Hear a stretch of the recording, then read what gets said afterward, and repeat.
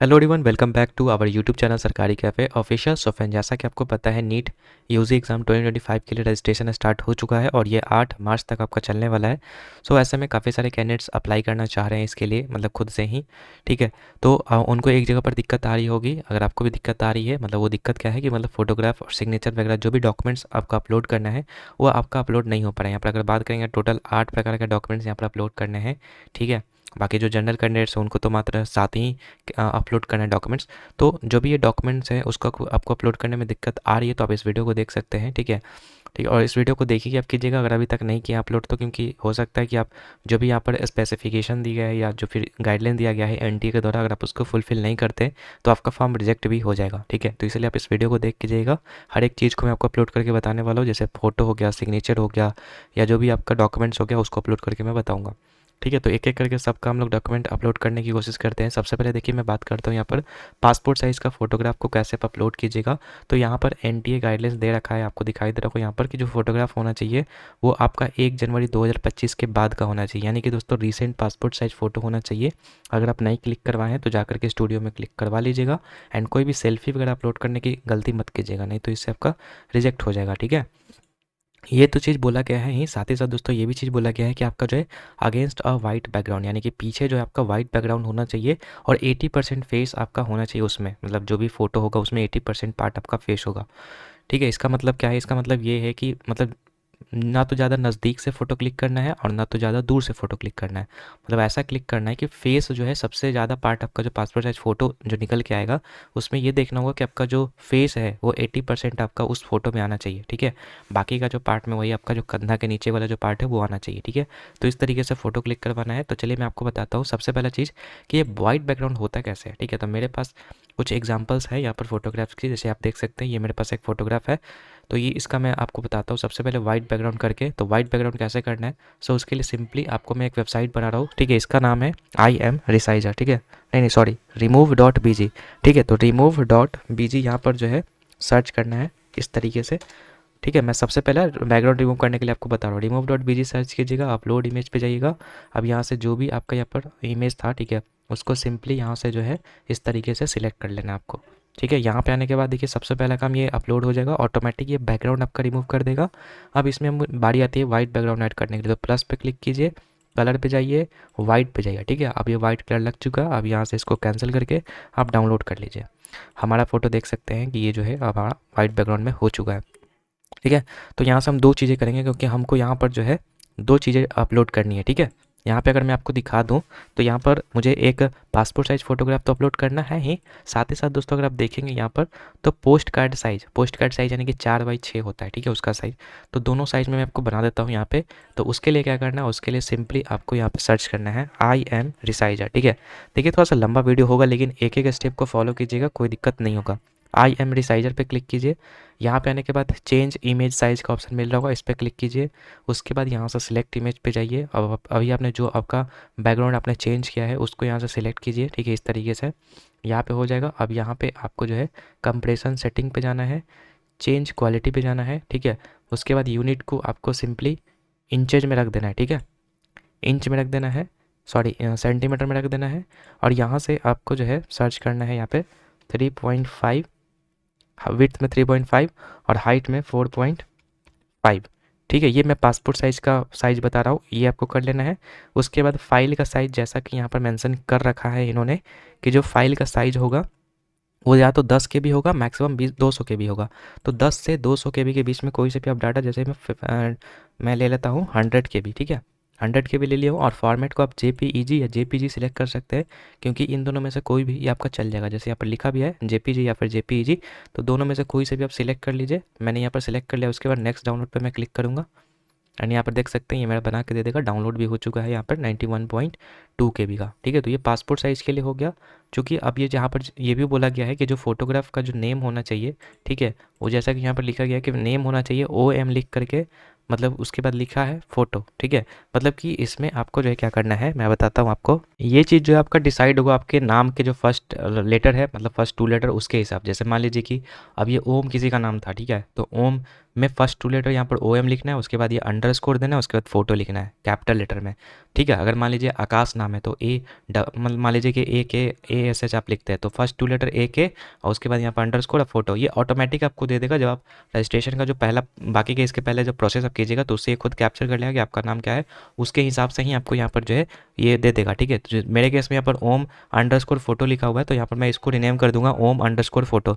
आपका कुछ भी हो सकता है, आपका चेंज भी हो सकता है, ठीक है। तो ऐसा जरूरी नहीं कि सबका यही है, आपके नाम के फर्स्ट टू लेटर है उसके हिसाब से आपको ये होगा, तो उस हिसाब से आप देख लीजिएगा और फाइल को नेम जो है आप रिनेम कर लीजिएगा, ठीक है। तो इस तरीके से आप करके आप उसके बाद अपलोड कीजिएगा, आपका सिंपली अपलोड हो जाएगा। और एक चीज़ आप ध्यान दीजिएगा कि अपलोड कीजिएगा तो उसमें आपको जूम इन जूम आउट करने के लिए देगा, तो उसमें ध्यान दीजिएगा कि आपका जो फेस होना चाहिए वो 80% पार्ट को कवर करना चाहिए, मतलब उस तरीके से जूम कीजिएगा कि आपका जो फेस है वो 80% पार्ट में आ जाए। उसके बाद आप जो है वहाँ पर अपलोड कीजिएगा तो आपका इजीली अपलोड हो जाने वाला। तो ये तो बात होगी हम लोग का पासपोर्ट साइज़ इमेज हम लोग का रेडी हो चुका है, अपलोड भी हो चुका है। अब मैं आपको बताता हूँ यहीं से कि हमारा पोस्ट कार्ड कैसे बनेगा, पोस्ट कार्ड साइज़ का, ठीक है। पोस्ट कार्ड साइज़ का बनाने के लिए सिंपली आपको क्या करना है, फिर से आपको आ जाना है वही IMD साइजर वाले पे, ठीक है।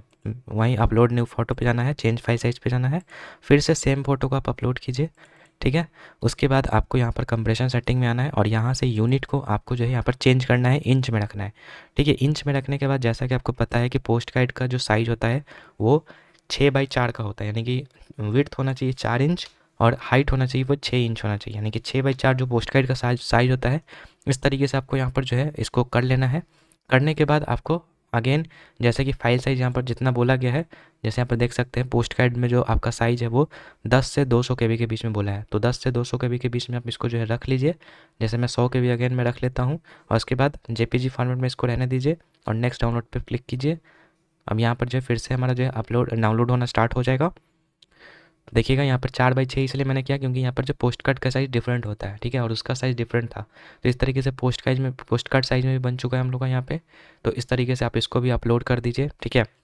तो इसका भी पहले नाम चेंज कर दीजिएगा क्योंकि नाम मेरा IM रिसर्चर कुछ ऐसे करके आएगा, ठीक है। तो इसको नाम चेंज कर दीजिएगा जैसे कि यहाँ पर दिखाएगा, यहाँ पर देखिए मैं दिखाता हूँ यहाँ पर पोस्ट कार्ड में दिखाया ना कि ओम अंडरस्कोर, तो इसी तरीके जो भी यहाँ पर नाम बोला है फाइल नेम उसी को नाम में आपको रिनेम करना है फाइल को। तो दो हमारा काम हो चुका है। अब बारी आता है हम लोग का यहाँ पर जो है बाएं और दाएं हाथ के अंगूठे और अंगुली का निशान कैसे आपको लगाना है। तो देखिए उसके लिए भी मैं आपको बता देता हूँ, उसके लिए आपको कुछ इस तरीके से आपको करना पड़ेगा, ठीक है। इस तरीके से जो है आपको एक ब्लैंक A4 शीट पेज ले लीजिएगा, उसको इस तरीके से मतलब जितने भी आपके फिंगर्स हैं, लेफ्ट हैंड है तो लेफ्ट हैंड वाला एक तरफ और राइट हैंड वाला तो राइट हैंड का एक तरफ, इस तरीके से आपको बना लेना है, ठीक है। बनाने के बाद इसका फ़ोटो क्लिक कर लीजिएगा, स्कैन कर लीजिएगा अगर स्कैन करने आता है तो, नहीं तो फ़ोटो भी आप क्लिक करके सिंपली उसी तरीके से जो है आपको आ जाना है। और इसका जो फाइल साइज़ जैसा कि यहाँ पर बोला है कितना फाइल साइज़ यहाँ पर बोला है आप देख सकते हैं, फाइल साइज़ बोला है वहाँ पर वही 10 से 200 KB के बीच में। तो 10 से 200 KB के बीच में करने के लिए अगेन आपको यहाँ पे आ जाना है, ठीक है, यहाँ पे, ठीक है। IM रिसाइजर वाले में फिर से यहाँ पर आना है, चेंज फाइल साइज़ पे क्लिक करना है, अपलोड करना है वो वाला अभी फ़ोटो जो आपका ये किया है, आप बनाया है आपने, मतलब जो फ़ोटो आपने खींचा होगा ये वाला बना करके। उसमें आने के बाद यहाँ पर जो फाइल साइज़ है, ठीक है, इसमें आपको जो है सेंटीमीटर में कर देना है और इसको स्क्वायर में रखना है। स्क्वायर मतलब कि 4x4 इस तरीके से जो है आप रख लीजिएगा, इस तरीके से, ठीक है, मतलब 4x4 रखिएगा, यूनिट सेंटीमीटर में रहने दीजिएगा।